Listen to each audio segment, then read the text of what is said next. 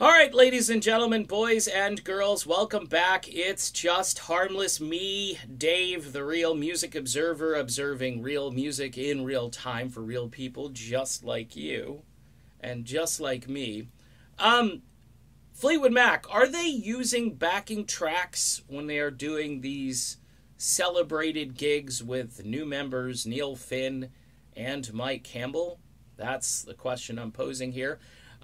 Based on some of the stuff Eddie Trunk's been talking about with other bands like Kiss and Motley Crue, and how people are now starting to admit that, hey, Kiss hasn't yet, but Motley Crue, they admitted that, hey, we were using some backing tracks and sounds to kind of augment our show. In the case of Fleetwood Mac, you've already got extra musicians back there on stage. I think you have an extra guitarist and an extra keyboard player, and they typically keep them out of the way. Journey had this guy by the name of Travis Thibodeau who was playing keyboards, and he was back. Of course, their normal keyboard player sometimes likes to stray around with a rhythm guitar, so you need a keyboard player at that point. But in the case of Mac, I think they've got enough as far as sound on stage with the personnel to actually pull off the show without all these extra musicians. I mean, they used to be able to do this. Go listen to the Fleetwood Mac live album from 79 or 80 or whenever that was recorded. And, these are just Fleetwood Mac. These are just the five people. And the sound is fantastic. I don't know if they're using backing tracks. I don't think they're using vocal tracks. And the reason I say that is because, number one, you've got Neil Finn who is singing, and I don't think they, prior to him being there, I don't think they created a Neil Finn vocal track.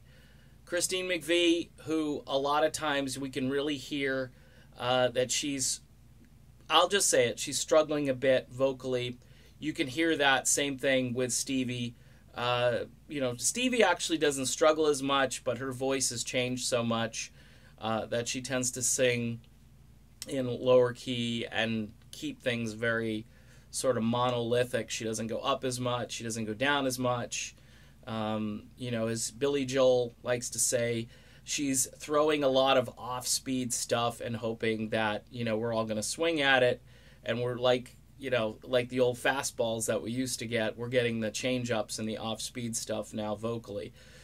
So, are they using tracks? I don't know. It wouldn't surprise me if they were, based on what I'm hearing about these other bands. Of course, Fleetwood Mac is not a hard rock or heavy metal band. They are an aging adult rock band, we'll call it, or West Coast folky adult rock psychedelic pop band. So maybe they're performing everything live. The fans out there, if you want to approach me over on Patreon, if you know anything, send a message over, and who knows, I might actually make it into a video. If you're not a patron yet, just $1 a month is the minimum. It's been much nicer not dealing with trolls, and there are threads and conversations over there, which I like to do. I'm not on there as much as I could be because of other obligations, and certainly not as much as I used to be on Twitter. But check it out. Patreon, little link here on the right-hand corner of the page. And you, too, can be a subscriber to this channel. And that's pretty much it on Fleetwood Mac. It's a mystery. It wouldn't surprise me, but no confirmed proof that, audio proof. Really listening to them, you think they are performing it live, because guess what? You can hear a lot of imperfections, especially vocally. Check out Rumors of Fleetwood Mac if you want to hear an accurate presentation of Fleetwood Mac's music, really doing justice to the catalog. And now we're seeing millions of views online for this group, so very impressive. All right, done with this video. Be back soon. See ya.